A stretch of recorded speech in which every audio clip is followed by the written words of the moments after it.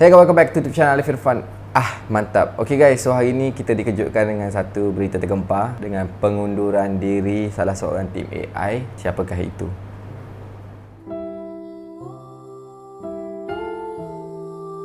Sebenarnya hari ni kita akan dengar penjelasan daripada Icha kenapa dia nak keluar daripada AI team, dan juga pendapat dan juga kata-kata daripada tim AI yang lain tentang Icha. So, jom kita tengok.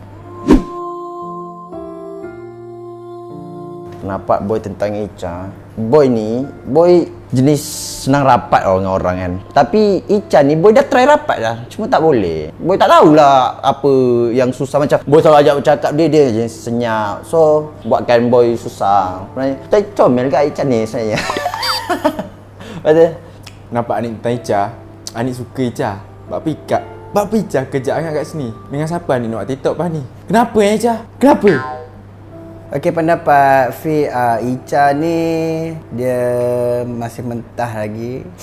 Dia panggil bukan mentah lah, dia masih ni lah, masih muda lah untuk dalam bidang macam ni. So bila duduk dalam bidang, kita kena mental kena kuat lah mostly. Sebab yelah macam-macam kita kena hadap dengan, mostly dengan netizen lah, kena hadap. Mental tu kena kuat. Lepas tu Icha ni okey, jujur lah Fik cakap, Fik kurang sangat bercakap dengan dia sebab yalah nampak macam kurang.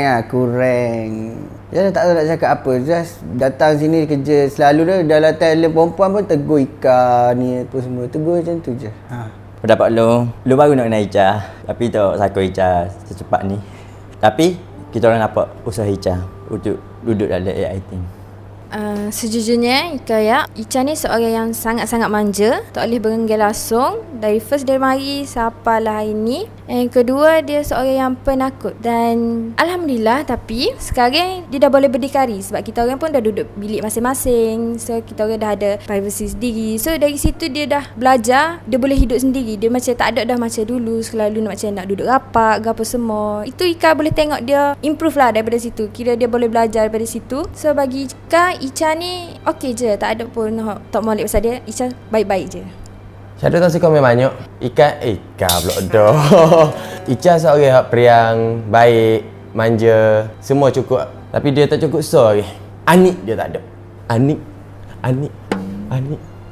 Okey, pendapat Bella, walaupun Icha ni seorang yang susah nak bergaul dengan orang, tapi pada Bella, untuk Bella dengan Ika kan, apa yang Bella nampak lah, dia suka bertanya lah, macam ni, macam mana tu, macam nak buat ni, macam nak buat tu. At least dia bertanya lah kalau dia tak tahu tu. At least dia mencuba kan. Daripada dia mula-mula datang AI, dia nak, cuma dia tak ada pengalaman, tapi dia bertanya macam tu. Okay, as a leader in AI team, Alif nampak yang Icha ni memang seorang yang betul-betul nak belajar dalam industri ni.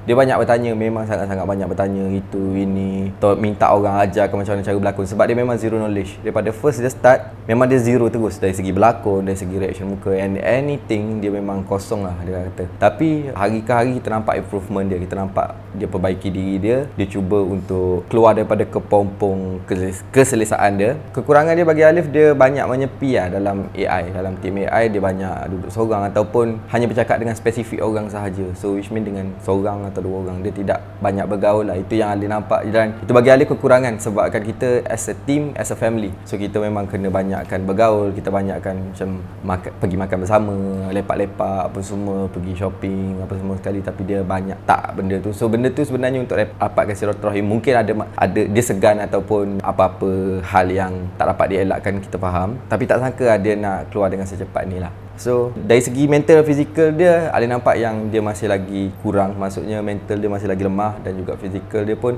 sometimes dia tak berani untuk buat something yang luar pada jangkaan dia. Tapi apa pun dia dah cuba yang terbaik. Kita nampak walaupun benda tu tak pernah dia buat, dia cuba. Dia memang ingin mencuba. Macam Alif cakap tadi, dia memang ingin mencuba, dia memang nak stay. Mungkin ada halangan yang menyebabkan dia nak keluar. Okay.